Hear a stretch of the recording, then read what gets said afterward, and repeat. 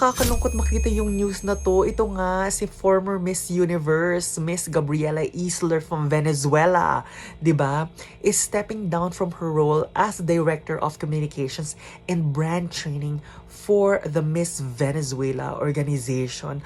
Ano kayang nangyari, 'di ba? As we all know, she's very hardworking. Malapit sa puso natin si Miss Gabriela Isler kasi 'di ba one time gumawa siya or binisita niya ang Pilipinas sa isang one of her charity projects, 'di ba? Lalo na sa mga beauty pageants ngayon, iba talaga yung dating na kapag ang tumutulong sa mga kandidata or sa mga future beauty queens ay former title holders of the respective countries and even better, former international title winners katulad ni Miss Gabriela Isler. Ano kayang nangyari kung bakit siya nag-step down after being their director for communications and brand training since 2018? 7 years din yun ha.